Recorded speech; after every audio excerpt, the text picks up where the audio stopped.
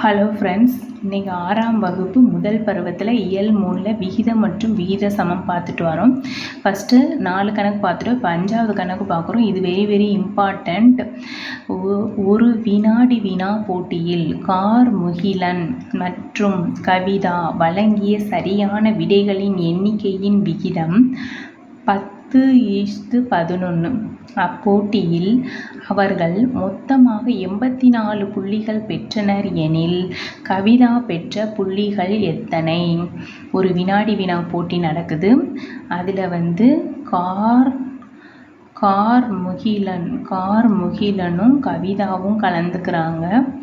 அவங்க மொத்தமாக 84 புள்ளிகளை பெறுறாங்க.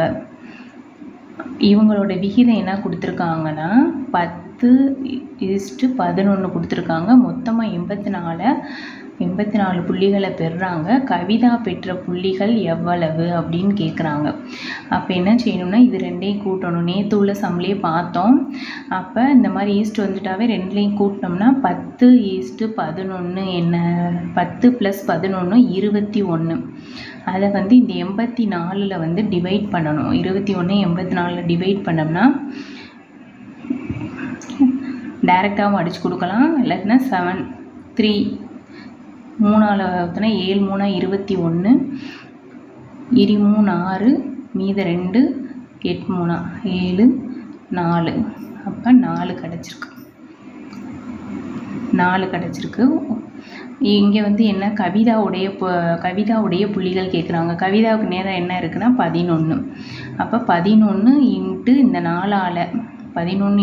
4ஆல் பெருக்கணும்னா 44 புள்ளிகள். கவிதா பெறக்கூடிய புள்ளிகள் 44 புள்ளிகள். ஆப்ஷன் எங்கே இருக்குன்னா சி ஆப்ஷன்.